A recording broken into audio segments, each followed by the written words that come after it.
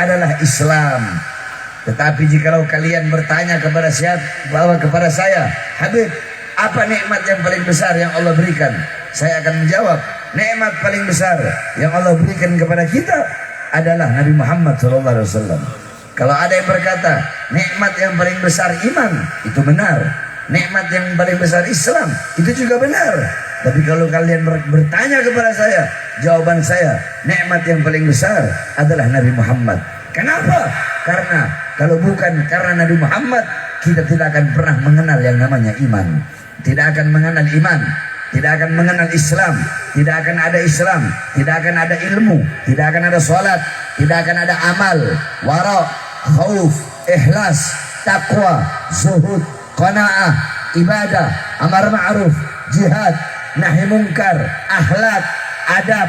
Tidak akan ada itu semua kalau bukan karena baginda Nabi besar Muhammad sallallahu alaihi wasallam. Makanya dalam kitab Khawasi Syarwani ala Tuhfatil Muhtaj, kitab tersebut adalah hasyiah daripada kitab Tuhfatul Muhtaj Al-Imam Ibnu Hajar Al-Haytami. Kitab Tuhfatul Muhtaj adalah syarah daripada kitab Minhaj Al-Imam An-Nawawi. Qala muallif, inna afdalal layali huwa lailatul maulidis syarif, thumma lailatul qadar, thumma lailatul jum'ah. Dikatakan bahwasanya malam yang paling utama, malam yang paling mulia, malam yang paling agung adalah malam kelahiran baginda Nabi besar Muhammad. Setelah malam kelahiran Nabi, baru malam Lailatul Qadar. Setelah malam Lailatul Qadar, baru malam Jumat. Pertanyaannya, kenapa malam Maulid, kenapa malam kelahiran Nabi menjadi malam yang lebih mulia daripada Lailatul Qadar? Padahal Lailatul Qadar adalah malam yang lebih utama daripada 1000 bulan. Malam turunnya Al-Quran, malam turunnya malaikat. Tapi kenapa malam Maulid, malam kelahiran Nabi lebih utama dan lebih mulia daripada malam Lailatul Qadar? Hal ini, perkara ini dijawab oleh Al-Imam Al-Qastallani di dalam kitab beliau. Beliau berkata, malam Maulid lebih utama dan lebih mulia daripada Lailatul Qadar karena 3 sebab, karena 3 perkara. Apa itu? Yang pertama, malam Lailatul Qadar adalah malam adanya para malaikat di muka bumi, sedangkan malam Maulid adalah malam adanya Nabi Muhammad di muka bumi. Mana yang lebih mulia? Adanya Nabi Muhammad atau adanya malaikat? Tentu lebih mulia dan lebih utama adanya Nabi Muhammad SAW. Yang kedua, Lailatul Qadar itu adalah anugerah Allah, itu adalah karunia Allah yang Allah berikan khusus untuk umat Islam saja, bukan untuk umat-umat yang lain. Tetapi adanya Nabi Muhammad, lahirnya Nabi Muhammad, itu rahmat, itu karunia, itu anugerah, bukan hanya untuk umat Islam, tetapi untuk seluruh umat, untuk seluruh manusia, bahkan untuk seluruh alam semesta. Yang ketiga, Lailatul Qadar adalah anugerah Allah yang Allah berikan kepada Nabi Muhammad sallallahu alaihi wasallam. Jadi Nabi Muhammad mendapatkan Lailatul Qadar. Nah, sedangkan malam kelahiran Nabi adalah malam lahirnya sosok yang diberikan anugerah tersebut. Berarti kalau bukan karena lahirnya Nabi, kalau bukan karena adanya Nabi, kalau bukan karena maulidnya Nabi, tidak akan ada yang namanya Lailatul Qadar. Bahkan tidak akan ada hari-hari yang mulia dalam Islam kalau bukan itu semua diawali dengan hari kelahiran Nabi Muhammad.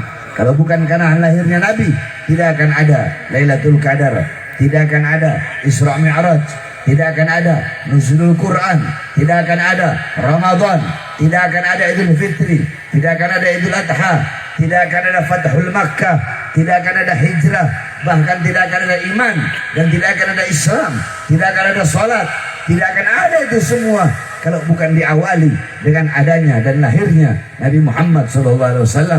Maka sudah sepantasnya kita bersyukur kepada Allah, sebagaimana Al-Imam Busiri dalam qasidah burdahnya, beliau mengatakan, Muhammadun zikruhu rauhun li anfusina, Muhammadun syukruhu fardun alal umami. Muhammad, bersyukur dengan adanya beliau, bersyukur dengan lahirnya beliau, wajib bagi setiap umat untuk bersyukur dengan adanya baginda Nabi besar Muhammad sallallahu alaihi wasallam. Maka duduknya kita di ini majelis pada malam hari ini untuk membuktikan rasa syukur kita, membuktikan kegembiraan kita dengan lahirnya baginda Nabi besar Muhammad sallallahu alaihi wasallam. Saudara-saudara sekalian yang dimuliakan oleh Allah, Nabi Muhammad sallallahu alaihi wasallam seorang makhluk yang paling mulia, makhluk yang paling agung, makhluk yang paling sempurna, makhluk yang paling mulia yang pernah berjalan di muka buminya Allah dan pernah berjalan di langitnya Allah subhanahu wa ta'ala. Nabi Muhammad seorang makhluk, seorang manusia yang dimana beliau tidak ada kecintaan beliau yang begitu besar selain mencintai kita sebagai umatnya. Seorang manusia yang 3 hari 3 malam kelaparan, 3 hari 3 malam mengganjal perutnya dengan sebongkah batu. Beliau kelaparan bukan untuk keluarganya, beliau kelaparan bukan untuk anak cucunya, beliau kelaparan bukan untuk Fatimah wala Hamzah wala Ali wala Hasan wala Husain. Beliau kelaparan bukan untuk Sayyidina Hasan, Sayyidina Husain, Sayyidatina Fatimah, Sayyidina Hamzah, bukan. Beliau kelaparan demi kita sebagai umatnya. Beliau seorang manusia yang ketika pergi ke kota Taif, beliau dilempari dengan batu, dahinya berdarah. Ketika darah tersebut keluar mengalir, beliau tampung darah itu agar tidak jatuh di tanah Taif. Sahabat berkata, ya Rasulullah, mengapa kau tampung, kau punya darah? Apa jawab beliau? Andaikan darahku jatuh di tanah Taif, maka penduduk Taif akan dibalik oleh bumi, sedangkan mereka adalah umatku. Seorang manusia yang pipinya pernah tembus, kena tulang, tembus sampai ke sebelah, berkorban. Demi siapa? Demi kita sebagai umatnya. Nabi Muhammad seorang manusia yang berjuang, berkorban, pagi, siang, sore, malam, menyebarkan dakwah, menyebarkan iman, menyebarkan Islam. Demi siapa? Demi kita, agar iman sampai, agar Islam sampai, agar takwa sampai, agar sholat sampai. Kecintaan beliau kepada kita begitu luar biasa, sampai-sampai ada orang pernah bertanya kepada Sayyidina Ali bin Abi Thalib, ya Imam, apa ayat yang paling bisa diharapkan dalam Al-Quran? Apa ayat yang paling bisa diharapkan dalam Al-Quran? Beliau bawa ayat yang paling bisa diharapkan dalam Al-Quran, wala sawfa yu'tika rabbuka fatardha. Ayat yang paling bisa diharapkan dalam Al-Quran adalah ayat yang dimana apapun yang diminta oleh Nabi Muhammad akan Allah berikan sampai Nabi Muhammad ridho. Apapun. Nah, Nabi Muhammad tidak akan ridho sebelum seluruh umatnya masuk ke dalam surganya Allah subhanahu wa ta'ala. Kelak di akhirat, yang bakal berjuang mati-matian, yang bakal berjuang tanpa alas kaki, bolak-balik, bukan bapak ibu kalian, bukan guru-guru kalian, bukan anak istri dan suami kalian, tetapi nanti kelak di akhirat. Kalau masih ada yang ngomong, saya tutup, saya pulang. Ada yang ngomong, saya tutup, saya pulang. Saya orangnya hitam-hitam, putih-putih, nggak ada abu-abu. A, B, B. Sekali lagi saya dengar ada yang ngomong, saya tutup, saya pulang. Saya datang kemari jauh-jauh untuk memberikan ilmu, bukan mau mendengar. Kalau ada yang mau ngomong, duduk sini ceramah. Saya orangnya begini. Tolong jangan ada yang ngomong. Dengarkan apa yang saya sampaikan. Biar kalian pulang dari sini bawa intifa, bawa manfaat. Biar kalian pulang dari sini bawa faedah, bawa keutamaan. Kalian bisa tahu seperti apa perjuangan Nabi Muhammad SAW. Kalian bisa tahu bagaimana pengorbanan Nabi Muhammad SAW. Kalian tahu kecintaan Nabi Muhammad kepada kalian melebihi kecintaan bapak ibu kalian kepada kalian, melebihi kecintaan istri kalian kepada kalian, melebihi kecintaan suami kalian kepada istri.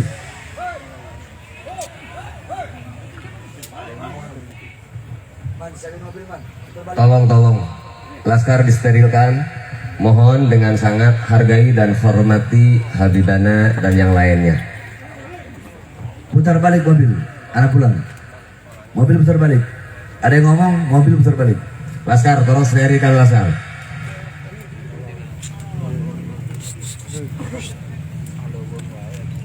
Tolong lihat muka saya dan hargai, hormati. Diam. Instruksi dari Habib Abdul Qadir Al-Idrus. Jangan bikin malu. Kita datang ke sini untuk thalabul ilmi, ingin cari berkah, cari ilmu. Mohon dengan sangat. Siap? Siap atuh? Siap mendengarkan Habibana ceramah? Siap. Betul? Tidak akan ada yang teriak? Tidak akan ada yang ngomong? Semangat? Sallu ala Nabi Muhammad. Kecintaan Nabi Muhammad kepada kalian melebihi kecintaan bapak dan bapak ibu kalian kepada kalian, melebihi kecintaan istri kalian kepada kalian, melebihi kecintaan anak-anak kalian kepada kalian. Manusia yang paling cinta kepada kalian adalah yang kalian peringati hari kelahirannya pada hari ini, pada malam ini, yaitu baginda Nabi besar Muhammad. Sampai-sampai kalian tahu, qala Imam Ali bin Abi Thalib, inna Rasulullah sallallahu alaihi wasallam fi akhir nafsi harrakat syafataihi marratain falgaitu sam'i fasamituhu yaqulu ummati ummati faqubida Rasulullah sallallahu alaihi wasallam. Kata Sayyidina Ali, pada saat detik-detik terakhir wafatnya Rasulullah, aku melihat beliau menggerakkan bibirnya dengan 2 kali gerakan. Aku dekatkan telingaku.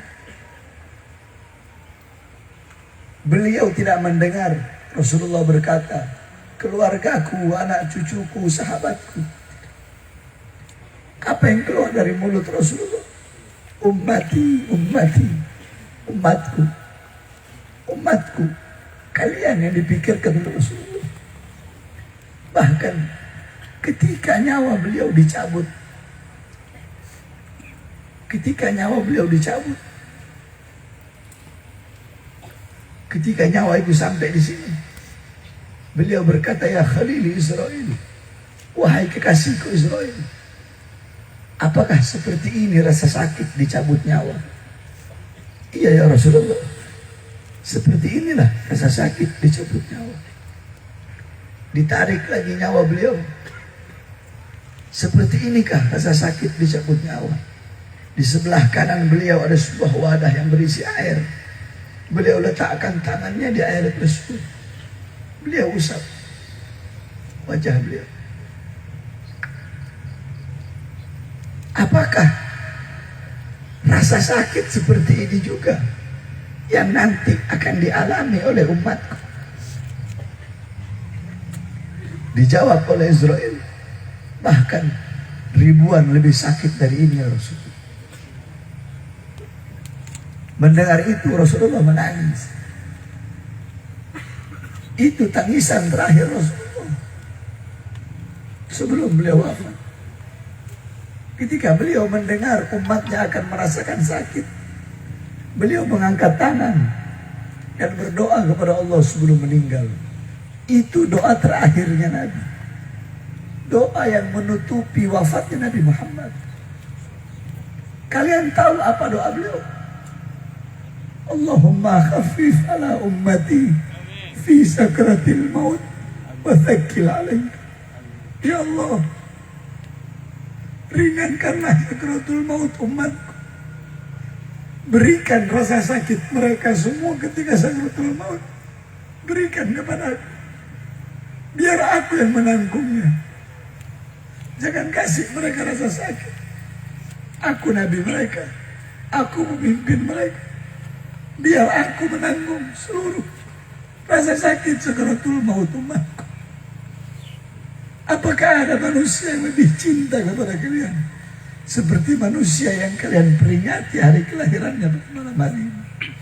Tidak ada, saudara. Oleh karenanya Nabi Muhammad berjuang, berdarah, keringat, mengeluarkan air mata, kelaparan pagi, siang, sore, malam. Agar apa? Agar iman sampai, agar Islam sampai, takwa, sholat, semua itu agar sampai. Ketika itu semua sampai, jaga baik-baik. Jangan engkau sia-siakan dan jangan engkau campakkan. Karena itu semua berkat perjuangan daripada baginda Nabi besar Muhammad Sallallahu Alaihi Wasallam. Wasiat saya yang terakhir, sebelum saya tutup, ini wasiat khusus untuk para pemuda-pemudi terutama. Wahai para pemuda-pemudi Islam, kalian selalu ingat slogan yang selalu saya sampaikan. Kalian selalu ingat wasiat dan nasihat yang selalu saya sampaikan. Sir wala takif. Maju terus. Jangan pernah mundur di dalam berjuang di jalan Allah Subhanahu wa taala. Saudara-saudara, berjuang di jalan Allah adalah kewajiban kita. Saya keluar balik, masuk keluar masuk penjara, keluar masuk penjara. Demi apa? Demi diri saya. Demi anak saya, demi istri saya. Tahun 2020 saya keluar. Anak saya masih ada umur 6 bulan. 2 hari saya bebas. Saya sudah ceramah. Dalam ceramah saya bela rakyat. Saya bilang, hei Jokowi, dalam ceramah saya, kau bikin mati rakyat. Ketika itu corona, rakyat kau kurung dalam rumah, tidak kau kasih uang, tidak kau kasih makan. Mal-mal besar buka, punya asing buka, tetapi toko-toko kecil mulai pribumi kau tutup. Berapa banyak pengangguran di Indonesia? Akan tetapi tenaga kerja di musim corona kau kirim terus dari asing. Itu isi ceramah saya yang menyebabkan saya baru 2 hari keluar udah masuk lagi. Saya tanya, siapa yang saya bela? Rakyat apa bukan? Ya. Jawab yang keras. Ya. Siapa yang saya bela? Ya. Siapa yang saya bela? Ya. Saya dibawa ke Nusa Kambangan, saudara-saudara. Diborgol kedua tangan saya, diborgol perut saya, diborgol kaki saya. Saya dibikin seperti penjahat besar. Saya dibikin seperti bandar narkoba. Saya dibikin seperti pembunuh berantai. Saya dibikin seperti teroris. Kedua tangan saya, perut saya, kaki saya diborgol 3-tiganya. Itu sipir sampai saking ada yang ketakutan, dia minta izin dulu untuk borgol. Beb, saya izin, beb. Yuk, beb, saya orang NU. Saya tahu, beb, saya cinta sama Habaib, tapi ini tugas. Saya minta ampun, beb, saya takut kualat sama Habib. Enggak apa-apa, silakan. Diborgol tangan, perut, sampai kaki. Saya tanya kepada dia, kamu setiap sholat baca sholawat? Baca, beb. Apa salawat yang kamu baca? Salawat Ibrahimiyah. Sah enggak salat kamu kalau enggak baca salawat? Enggak sah. Apa salawatnya? Allahumma sholli ala sayyidina Muhammad wa ala ali sayyidina Muhammad kama shallaita ala sayyidina Ibrahim wa ala ali sayyidina Ibrahim. Tahukah kamu siapa Ali Muhammad dalam salawat tersebut? Ali Muhammad dalam salawat yang kau baca setiap salat adalah orang yang kau borgol di depan engkau.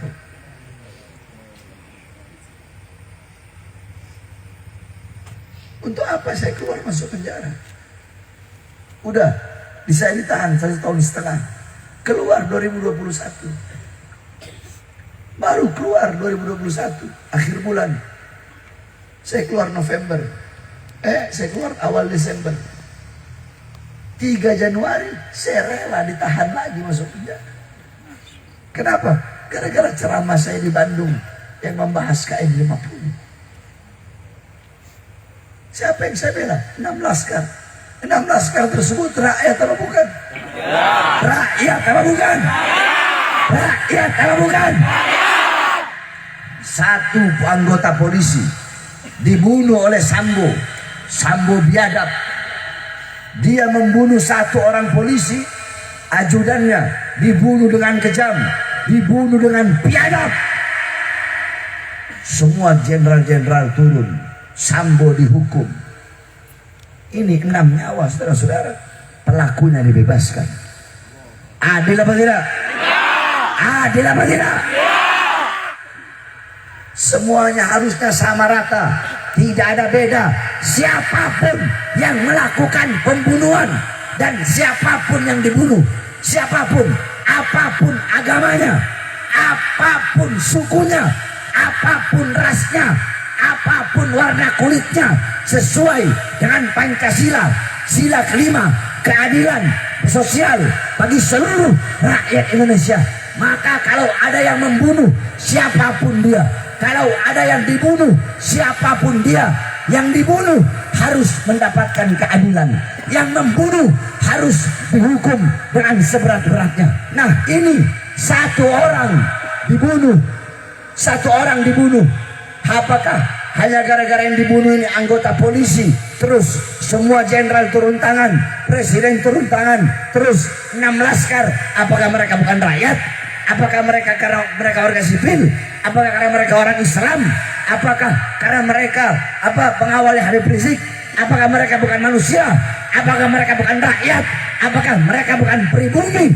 Satu anggota polisi dibunuh, jenderal-jenderal turun tangan, sampai Menko Polhukam turun tangan, presiden turun tangan, Sambo ditangkap. Kenapa 6 laskar yang wafat? Kenapa malah pelakunya sampai sekarang bebas berkeliaran?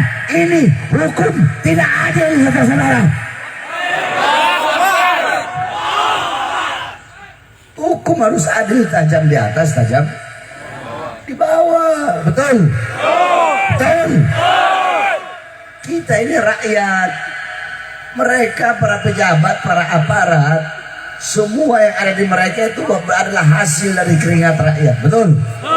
Saya tanya, jawab semua yang keras. Seragam mereka dari siapa? Kurang keras dari siapa? Dari siapa? Dasi yang mereka pakai dari siapa? Rumah dinas mereka dari siapa? Jas mereka dari siapa? Kendaraan mereka dari siapa? Pistol mereka, senjata mereka dari siapa? Tank mereka, water cannon mereka dari siapa? Rumah dinas mereka dari siapa? Mobil mereka dari siapa? Rakyat adalah ibu kandung kalian, wahai para pejabat, wahai para aparat. Maka jangan macam-macam dengan rakyat, jangan semena-mena dengan rakyat. Kalian hidup senang, rakyat susah. Kalian hidup kenyang, rakyat mati kelaparan. Rakyat adalah ibu kandung kalian. Semua yang ada pada kalian berasal dari rakyat.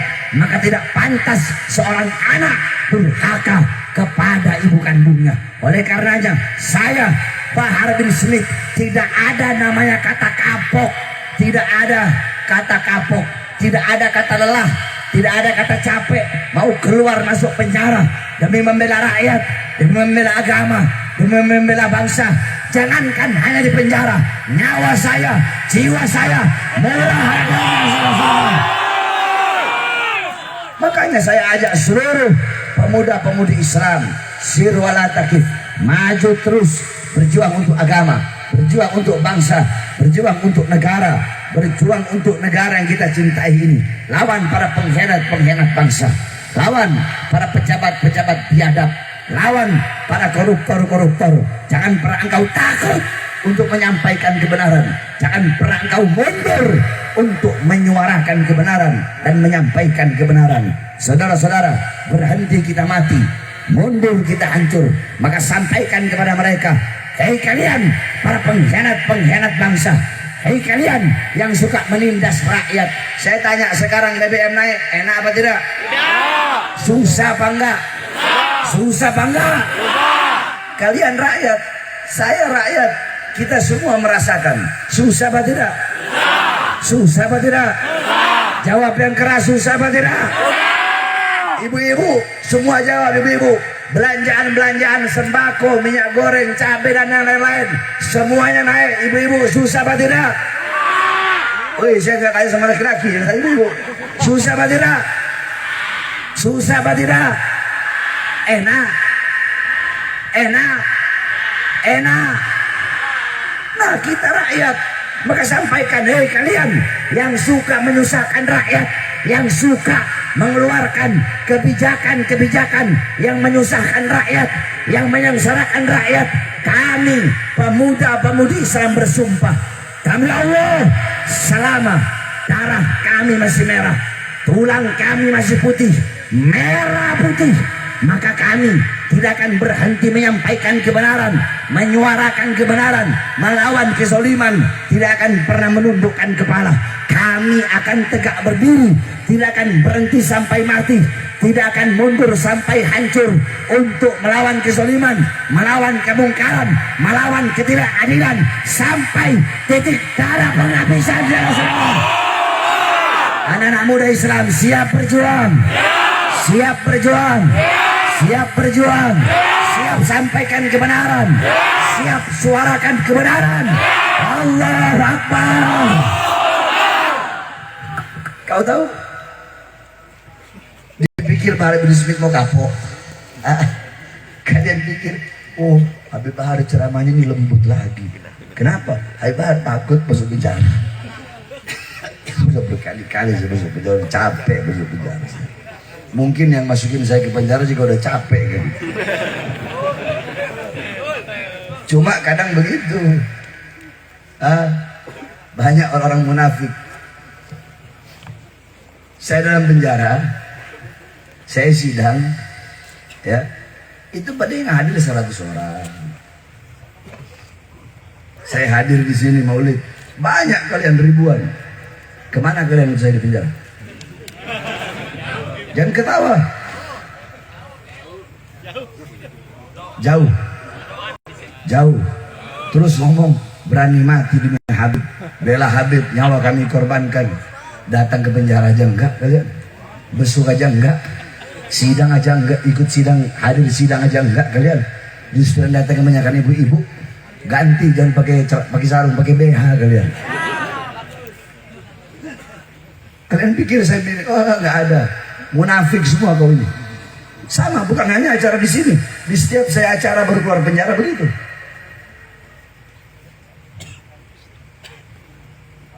Kalian butuh sama saya, kalian bikin saya ini kayak jamban, kayak WC. Kalau ada hajat, baru datang. Butuh sama saya kalau lagi senang, ada. Kalau lagi Habib bebas, ada. Ketika saya lagi susah, ketika saya lagi di penjara, kemana kalian? Hah? Padahal saya penjara yang saya bela kalian. Jadi jangan cengar-cengir, jangan cengar-cengir, jangan. Butuh sama habaib kalau ada maunya aja. Mengundang, butuh. Giliran habaibnya yang berjuang mati-matian masuk penjara, kelihatan batang hidungnya aja enggak kalian. Alasan jauh. Saya dari Jakarta, dari Pondok kemarin nggak jauh. Untuk menyampaikan ilmu, untuk menyampaikan kebenaran kepada kalian. Jadi jangan ngomong cinta, bohong, dusta semua. Cinta itu pakai bukti, bukan enggak. Mari saya tanya sekali lagi, siap berjuang? Siap berjuang? Siap sampaikan kebenaran? Saudara-saudara, suara-suara kebenaran yang saya sampaikan selama ini bagi para pengkhianat bangsa, bagi para pemerintah-pemerintah yang suka menyengsarakan rakyat, suara-suara kebenaran yang saya sampaikan itu akan membuat tidur mereka tidak nyenyak. Itu akan menjadi mimpi buruk bagi mereka. Itu akan membuat mereka terkenang-kenang, mengingat-ingat akan dosa-dosa yang telah mereka lakukan kepada rakyat, kepada umat. Suara kebenaran yang saya sampaikan tidak akan pernah bisa hilang, tidak akan pernah bisa dipenjarakan.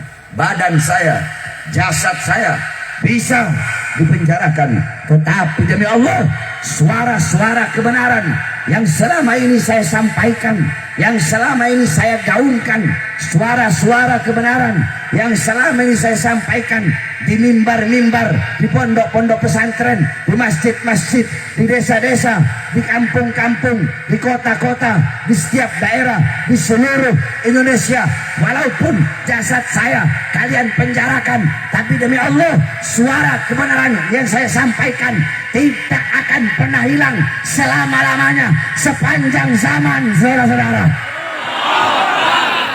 Makanya tidak ada kata capok, tidak ada kata kapok, tidak ada kata capek, tidak ada kata lelah. Jangankan hanya di penjara, sekalipun saya harus dicincang-cincang. Lau gata'tani irban. Dengarkan para pengkhianat bangsa, dengarkan para musuh-musuh agama, dengarkan wahai orang-orang munafik, dengarkan wahai yang tamak dan rakus dengan kekayaan, yang rakus dengan pangkat dan jabatan, sehingga kalian menghalalkan segala cara, sehingga rakyat yang kalian korbankan, sehingga negara yang kalian korbankan, sehingga Indonesia yang kalian korbankan, sehingga merah putih yang kalian korbankan. Dengarkan kata-kata saya, lau gata'tumuni irban. Sekalipun kalian memotong tubuh saya menjadi beberapa bagian, menjadi beberapa potongan, sekalipun kalian cincang-cincang tubuh saya agar saya berhenti menyampaikan kebenaran, agar saya berhenti menggaungkan kebenaran, agar saya berhenti membela rakyat yang susah kelaparan, demi Allah, dengarkan. Walaupun badan saya, jasad saya kalian belah-belah, kalian cincang-cincang, demi Allah, saya tidak akan pernah diam, saya tidak akan pernah bungkam. Semakin kalian justru, semakin kalian cincang, semakin kalian potong-potong, semakin kalian belah, kalian potong-potong, kalian cincang-cincang jasad saya tidak akan diam, saya tidak akan bungkam, saya tidak akan berhenti menyuarakan kebenaran. Justru semakin dicincang, semakin dipotong-potong, saya akan semakin menyuarakan dan menggaungkan kebenaran. Siap sampaikan kebenaran, siap berjuang, siap berjuang untuk Allah, siap berjuang untuk Islam, siap berjuang untuk NKRI. Allahu Akbar. Jadi jangan mau ajarin kita orang ini tentang nasionalisme. Saya heran sama pejabat-pejabat sekarang. Banyak pejabat mau ngajarin kita orang tentang nasionalisme. Contohlah saya yang santri. Saya bukan ulama, saya nggak ngaku ulama, saya santri. Sampai sekarang masih jadi santri. Ada pejabat ngomong kita sebagai warga Indonesia harus nasionalisme, apalagi para ulama-ulamanya. Kalau ada yang ngomong begitu sama Bahar bin Smith, sama kayak telur ayam ngajarin ayam. Dia belum belajar nasionalisme, kita orang di pondok pesantren udah tahu apa itu nasionalisme. Sebab nasionalisme itu lahirnya dari rahim Islam. Jadi kalau ada ustadz, kiai, habaib, nggak usah diajarin nasionalisme, betul? Kalau ada pejabat ngajarin ulama nasionalisme, itu namanya telur ayam ngajarin ayam. Masih mending kalau pejabatnya baik. Kalau pejabatnya rusak, yang ngomong pejabat rusak, pejabat buruk, pejabat yang suka korupsi, pejabat yang suka menyengsarakan rakyat, mau ngajarin ulama, bukan telur ayam ngajarin ayam lagi, tai ayam ngajarin ayam. Paham? Jadi jangan ajari kami tentang nasionalisme, betul? Betul, saudara-saudara? Dulu Indonesia belum ada tentara, belum ada polisi, belum ada Indonesia. Yang ada apa? Pondok-pondok pesantren, surau-surau, majelis-majelis para ulama, para kiai, para habaib zaman dulu. Beliau-beliau yang menanamkan semangat ghirrah wataniyah, yang menanamkan semangat membela negara di dalam hati rakyat, bahkan dalam hati para pahlawan, sehingga seluruh masyarakat bergabung di bawah komando ulama pada saat itu. Mereka semua mengangkat senjata, walaupun dengan bambu runcing, tetapi bisa mengalahkan para penjajah-penjajah. Itu dari siapa? Dari kalangan santri. Dari siapa? Dari ulama yang menanamkan dalam diri para pahlawan, Siapa yang menanamkan kecintaan, rasa nasionalisme kepada tanah air? Kalau bukan para ulama, kalau bukan para habaib, Jenderal Sudirman, siapa guru beliau kalau bukan para kiai? Bung Tomo, siapa guru beliau kalau bukan Kiai Hasyim Asy'ari? Oleh karenanya para ulama itu jangan diajarkan tentang nasionalisme, karena beliau-beliau, kami, kita, para santri lebih tahu apa itu nasionalisme daripada mereka. Mereka nasionalismenya cuma habis di mulut saja, tapi tidak dipraktekkan, saudara-saudara. Kalau kami sudah dipraktekkan, bahkan kami ajarkan kepada kami punya santri-santri seperti apa itu nasionalisme. Nasionalisme itu apa? Nasionalisme dalam kitab dijelaskan, nasionalisme itu adalah rela susah asal bangsanya senang, rela miskin asal bangsanya kaya, rela mati asal bangsa dan rakyatnya hidup. Itu yang namanya nasionalisme. Oleh karenanya kan saya bilang, bagi Bahar bin Smith, jangankan cuma di penjara, demi rakyat, demi bangsa, demi Indonesia, nyawa jiwa darah saya murah harganya untuk tumpah. Kita ini akidah Ahlus Sunnah wal Jamaah. Semua di sini aswaja bukan? Ya. Aswaja bukan? Ya. Aswaja bukan? Akidah kita Asy'ari Maturidi, betul? Betul. Betul. Mazhab kita Syafi'i, betul? Betul. Udah diajarkan haram melawan pemerintah yang sah. Kok zolim? Kalau yang zolim ya dilawan. Ini ngomong menjatuhkan pemerintah yang sah itu hukumnya haram. Ada pemerintah, dia telah sah diangkat menjadi pejabat, telah sah diangkat menjadi RT, RW, lurah, camat, bupati, wali kota, gubernur, menteri, presiden, sah. Haram hukumnya untuk menjatuhkan. Makanya kan sering saya bilang, waktu sidang saya bilang, kiai Garut, ada beberapa kiai, 13 kiai yang di Garut, ngomong Habib Bahar ini radikal, intoleran. Kiai, radikalnya saya di mana? Intolerannya saya di mana? Karena Habib ceramahnya keras, kalau ngomong suka tegas, keras. Gara-gara suara keras. Iya, sampai matanya mau keluar katanya. Terus gara-gara itu bilang saya radikal. Kiai, pernah dengar nggak hadis? Kana Rasulullah SAW idza khataba ihmarrat aynahu wa ala sautuhu wa istadda ghadabuhu hatta kanahu kamundiri jishin sabbahakum massahakum. Pernah dengar nggak? Enggak, udah cuma saya jelasin. Ada lagi kiai dari Cirebon. Habib itu radikal karena kalau ceramah sudah ngomong kasar. Ngomong kasar? Ngomong kasar saya apa? Saya pernah ngomong anjing? Nggak pernah. Pernah dengar saya ceramah ngomong babi? Nggak pernah. Yang pernah dengar apa? Habib pernah ngomong bangsat. Oh ya, kalau itu pernah memang. Terus itu kasar, itu radikal. Iya, itu radikal.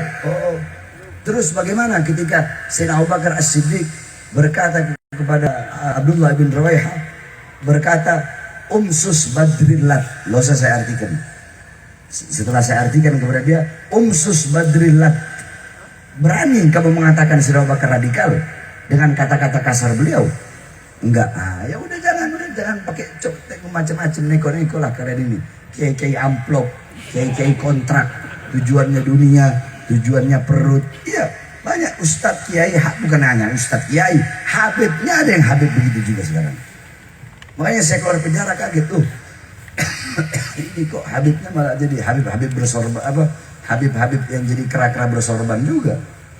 Saya pikir cuma ustadz kiai yang dulu kan habib jarang, bukan nggak ada, jarang nggak ada yang seperti itu. Sekarang habibnya mulai banyak.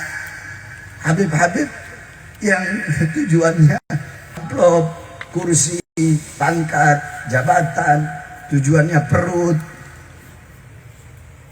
Dekat dengan ulama, dekat dengan pejabat itu harus, bukan enggak. Ulama dekat dengan pejabat. Untuk apa? Untuk nasihati pejabat itu. Ini halal, ini haram, ini salah, ini yang benar. Yang kau lakukan itu batil, ini yang hak. ulama dekat pejabat fungsinya untuk itu. Jangan menjadi alimun alladzi yaj'alu ilmahu tabi'an li ra'yil muluk. Jangan menjadi orang berilmu yang ilmunya untuk mengikuti kemauan para penguasa. Penguasa mau A, ini ulama, ini ustadz, ini kiai, ini habib tahu ini salah. Bukan enggak, dia tahu ini salah, tapi bagaimana caranya yang salah itu jadi benar. Dia tahu ini haram, tapi namanya ngikutin majikannya, kiainya jadi anjing-anjing pejabat, ustadznya, kiainya, habibnya yang dekat, yang harusnya mereka menasihati, yang harusnya mereka. Al-Imam Abu Aswad Ad-Du'ali mengatakan, al-ulama al-muluk hukamun 'alan nas wal ulama hukamun 'alal muluk. Raja, penguasa, presiden, polisi, mereka bisa menghukum rakyat, mengatur rakyat. Terus siapa yang bisa mengatur mereka? Siapa yang bisa menghukum mereka? Para pejabat, para aparat. Al-ulama hukamun 'alal muluk. Para ulama lah yang bisa mengatur, yang bisa menghakimi, dan yang bisa menghukum mereka, para pejabat. Ulama dekat dengan pejabat wajib, harus. Untuk apa? Untuk mengeluarkan kotoran-kotoran dalam lingkungan itu. Bukan masuk ke dalam malah ikut-ikutan kotor. Malah menjadi kiai yang kera-kera bersorban, habib yang menjadi kera-kera bersorban, ustadz yang menjadi kera-kera bersorban, ustadz, kiai, habib, ulama yang menjadi cecunguk, yang menjadi cecunguknya, yang menjadi anjing-anjing peliharaan para pejabat-pejabat yang tujuannya adalah partai dan politik serta perutnya masing-masing. Nah, ini kalau ada ulama seperti ini, pejabat seperti ini, maka mereka yang tujuannya perut ini, nilai mereka di sisi Allah sama dengan sesuatu yang keluar dari perutnya. Udah paham nggak? Perlu saya jelaskan. Paham? Nah, jadi kalau jadi ulama itu yang tawasud. Tahu tawasud? Tawasud itu di tengah. Mau lembut silahkan lembut, tapi jangan hilangkan ketegasan Nabi Muhammad. Yang tegas silahkan tegas, tapi jangan hilangkan kelembutan Nabi Muhammad. Jadi jangan yang lembut tuh hanya bawa Nabi Muhammad itu adabnya begini, sopan santunnya begini, budi pekertinya begini.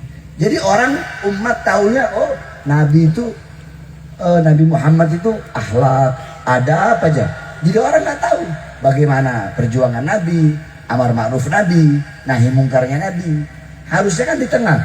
Kalau mau ajarin akhlak adab Nabi, ajarkan juga bagaimana keberanian Nabi, bagaimana pengorbanan Nabi, perjuangan Nabi, peperangan Nabi, bagaimana kerasnya Nabi kepada kufar, bagaimana tegasnya Nabi, bagaimana Nabi melawan orang-orang munafik, bagaimana Nabi melawan kezaliman. Betul? Itu namanya tawasud. Sebaliknya, ada ulama-ulama yang tegas, ngomongnya cuma itu terus.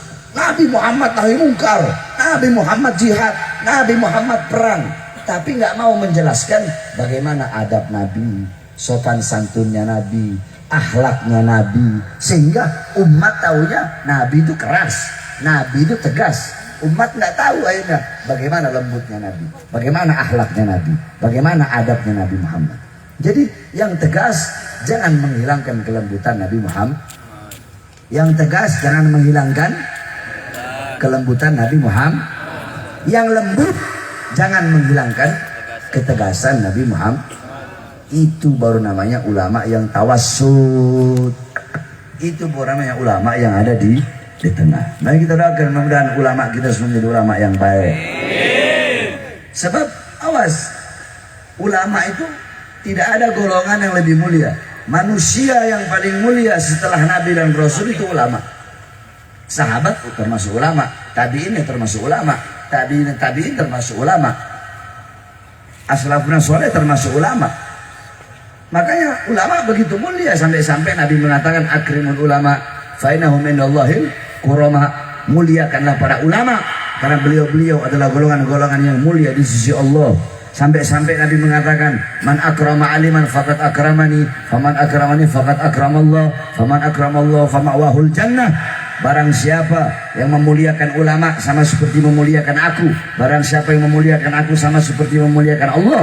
Barang siapa yang memuliakan Allah, maka tempatnya adalah surga. Jadi ulama golongan yang mulia bukan? Mulia bukan? Mulia bukan? Diutamakan bukan? Didahulukan bukan? Didahulukan. Masuk surga ulama didahulukan, masuk nerakanya juga didahulukan. Kalau ulamanya ulama su, kalau ulamanya ulama nggak bener, maka mereka lebih dulu masuk ke dalam neraka daripada pejabat-pejabat yang zolim. Ulama yang zolim, ulama yang sesat lebih dulu masuk neraka daripada pejabat yang zolim. Ulama yang sesat lebih dulu masuk neraka daripada orang-orang yang bodoh. Mari kita doakan mudah-mudahan para ulama kita jadi ulama yang lurus, ulama yang istiqomah, ulama yang benar. Pejabat-pejabat kita, pemerintah kita juga kita doakan jadi pemerintah yang baik, jadi pejabat yang baik, yang peduli kepada rakyat, yang peduli kepada rakyat, yang pro kepada rakyat, bukan menyusahkan rakyat, bukan menyengsarakan rakyat. Tapi tetap kuncinya ada sama ulama. Imam Ghazali yang bilang, fasadur ra'iyah bifasadil muluk, wa fasadul muluk bifasadil ulama. Rusaknya rakyat, rusaknya negara karena rusaknya para pejabat. Rusaknya para pejabat karena rusaknya para ulama. Kenapa? Lianna katsir minal ulama tarkun nasiha wal irsyad lahum. Banyak para ulama meninggalkan nasihat dan meninggalkan petunjuk kepada para pejabat. Kita doakan mudah-mudahan negara kita menjadi negara yang aman, negara yang damai, ulamanya bersatu, pejabatnya bersatu. Ya ulama sama pejabat harus bersatu. Tapi bagaimana mau bersatu? Ulama sama pejabat, ulamanya saling berantem, pejabat pemerintahnya saling berantem. Ulama saling berantem hanya gara-gara apa? Gara-gara beda majelis taklim, gara-gara beda guru, gara-gara beda pondok pesantren dulu, gara-gara beda bendera majelis taklim, saling berantem. Satu kampung ustadznya ada 3, saling berantem, saling iri, saling hasut. Iya kan? Ayo saya tanya kebanyakan. Contoh, di sini ada berapa ustadz? Kampung ada berapa? Sukasari ada berapa ustadznya? Kiainya? Ustadz kiai ada berapa? Hah? Kiainya 2. Ustadznya? Berapa semua kira-kira? Ulamanya ada berapa? 5. Jawab jujur ya. Yang orang sini 5 ini akur atau ada yang saling hasut, saling berantem? Jujur aja. Jangan ngomong akur, jangan bohong. Ada yang saling? Ya ada kan? Itu jujur aja. Kenapa? Ini satu kampung 1000 orang, ustadznya ada 5, ustadznya saling berantem, kiainya saling berantem. Nabi dan Rasul ada 3000 lebih. Andaikan diturunkan semuanya di Sukasari, Allah turunkan gitu, andaikan, maka 3000 Nabi dan Rasul itu nggak bakal saling berantem. Kenapa? Karena Nabi dan Rasul tujuannya Allah. Ini satu kampung udah ustadz dan 5 biji saling berantem lagi. Bagaimana mau bersatu? Jadi apapun warna benderanya, mau bendera majelis taklimnya merah, hijau, kuning, putih, harus bersatu. Kalau hanya berbeda masalah furu'iyah, masalah beda dulu mondoknya, tetap bersatu.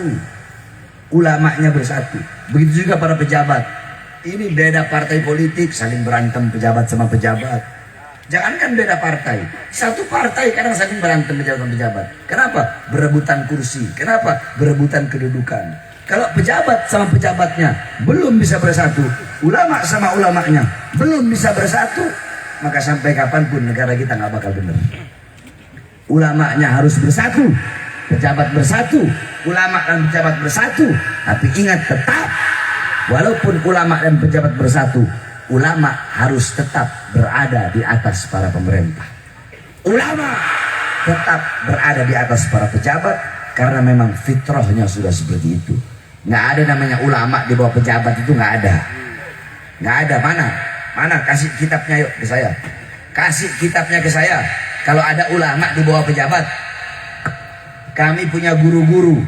Ketika ada seorang sultan, maksudnya sultan itu kayak gubernur atau bupati, ketika mereka dilantik menjadi gubernur atau menjadi apa, gubernur ini berkata, Ustadz, Habib, kenapa tidak datang kepadaku? Apa katanya Habib? Aku ingin menjadi sebaik-baiknya ulama,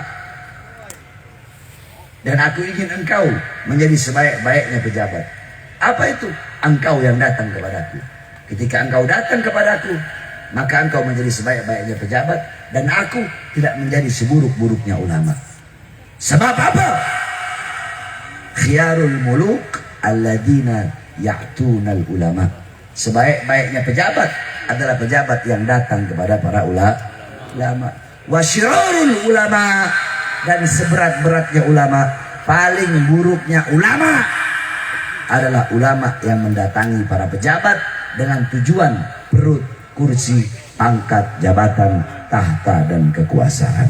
Oleh karena kita doakan, mudah-mudahan ulama dan umarok bersatu, negara kita menjadi negara yang baik, negara yang negara baldatun tayyibatun wa rabbun ghafur, negara yang diridhai oleh Allah Subhanahu wa taala, negara yang dirahmati oleh Allah, negara yang selalu dilindungi oleh Allah Subhanahu wa taala.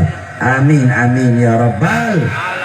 Saya tanya sekali lagi, semua jawab sama-sama. Siap berjuang untuk Islam? Siap berjuang untuk bangsa? Siap berjuang untuk Indonesia? NKRI harga mati, betul?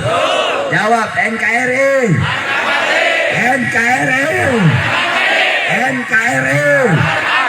Merah putih. Harga. Merah putih. Merah putih. NKRI. Merah putih. Pancasila. Bhinneka Tunggal Ika. Ulama. Ulama. Santri. Habaib.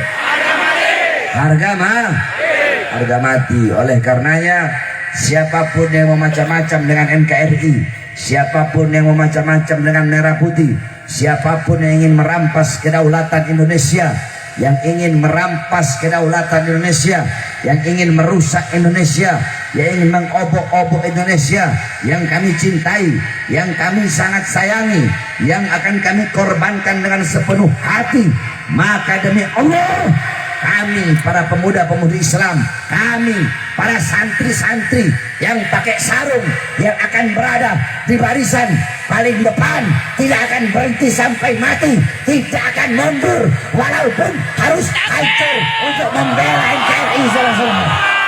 Indonesia merdeka, merdeka, merdeka. Allahu Akbar, Allahu Akbar, Allahu Akbar. Sebelum saya tutup, saudara-saudara sudah tahu, saya bangun pesantren itu udah 11 tahun.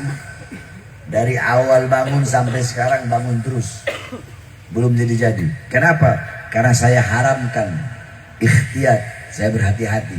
Saya nggak mau terima bantuan dari pemerintah sampai sekarang. Bukan berarti kalau ada pesantren yang terima haram, nggak apa-apa. Pesantren terima bantuan bahkan harus. Cuma saya pribadi, untuk diri saya ikhtiyatkan. Ya ini saya tawarruk, saya sangat berhati-hati. Saya nggak mau. Saya nggak mau yang saya berhati-hati sekali.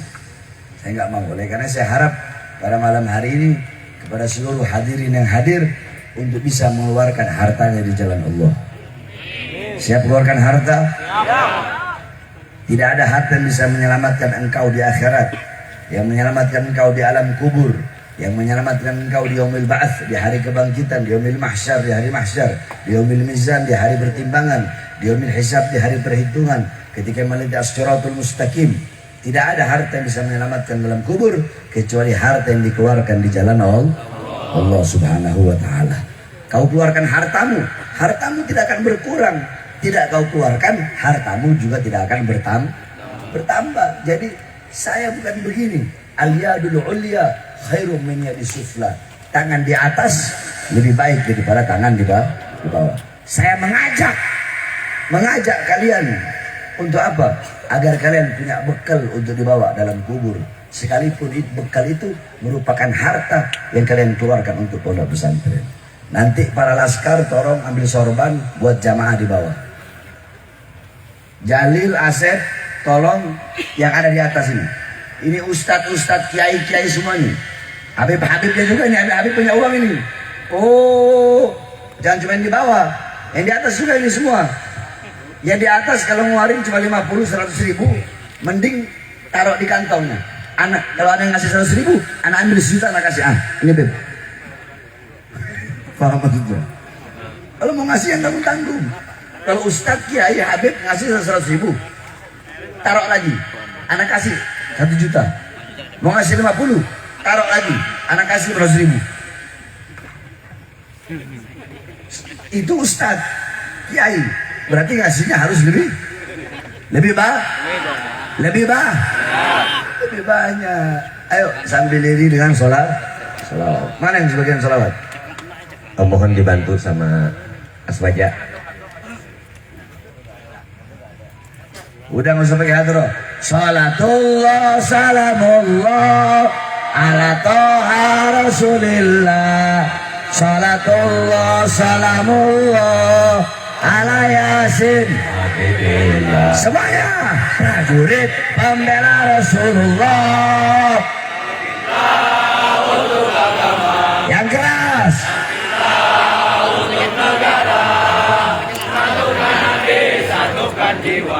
Yang keras. Di depan mata Lawan dia sampai berdarah untuk agama dan negara. murah harga. Maju, Ayo terus maju. Ambisi pengkhianat bangsa. Kami berjanji demi Allah, rela demi agama.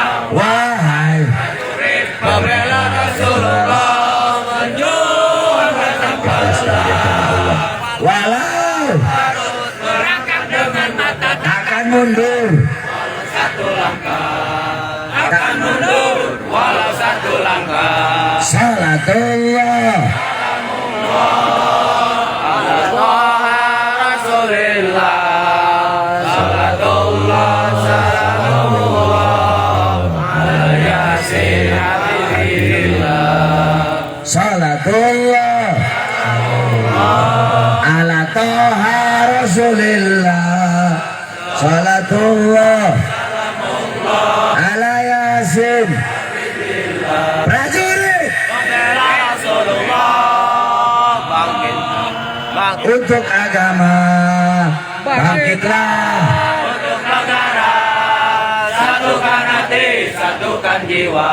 Musuh Di depan mata, lawan dia sampai berdarah. untuk agama dan negara. Tercipta kematian, murah harganya. Maju Ayo terus maju. Habisi pengkhianat bangsa. Kami berjanji demi Allah, rela binasa demi agama. wahai Prajurit pembela Rasulullah, berjuanglah tanpa lelah. Walau harus merangkak dengan mata, takkan mundur walau satu langkah. takkan mundur. Walau satu langkah. Maju terus. Maju, habisi pengkhianat bangsa. Kami berjanji demi Allah, rela binasa demi agama.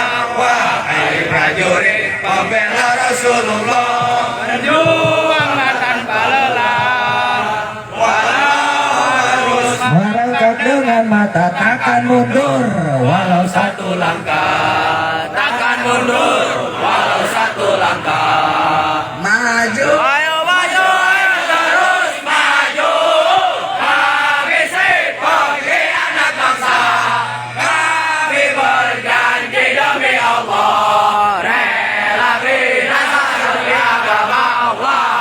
prajurit pembela Rasulullah, berjuang tanpa lelah.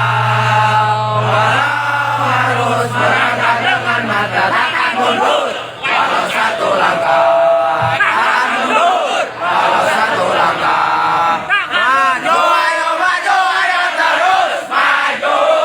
Habisi pengkhianat bangsa. Kami berjanji demi Allah, rela binasa demi agama. Wahai prajurit pembela Rasulullah, berjuanglah tanpa lelah. Walau harus merangkak dengan mata, takkan mundur walau satu langkah. Takkan mundur walau satu langkah. Maju, ayo terus maju. Kami berjanji demi Allah, rela binasa demi agama. Wahai prajurit pembela Rasulullah, berjuanglah tanpa lelah. Walau harus merangkak dengan mata, takkan mundur walau satu langkah. Takkan mundur walau satu langkah. Maju. Ayo terus maju. Habisi pengkhianat bangsa. Kami berjanji demi Allah, rela binasa demi agama. Wahai prajurit pembela Rasulullah, berjuanglah tanpa lelah. Walau harus merangkak dengan mata, takkan mundur walau satu langkah. Takkan mundur walau satu langkah. Maju, ayo terus maju. Habisi pengkhianat bangsa. Kami berjanji demi Allah, rela binasa demi agama. Wahai prajurit pembela Rasulullah, berjuanglah tanpa lelah. Walau harus melangkah dengan mata, takkan mundur walau satu langkah. Takkan mundur walau satu langkah. Kalau musuh datang, maju atau mundur? Maju atau mundur? Lawan atau biarkan? Lawan atau biarkan? Siap hancur? Siap berangkat dengan mata? Siap mati? Siap hancur? Siap binasa? Allahu Akbar! Allahu Akbar! Indonesia merdeka! Merdeka! Merdeka! Allahu Akbar! Walafu minkum. Wassalamualaikum warahmatullahi wabarakatuh. Ini sebuah ceramah yang pertama oleh Habibana kita tercinta. Semoga kita doakan semoga beliau sehat, panjang usia dan juga bisa bertemu kembali bersama kita. Amin ya rabbal alamin.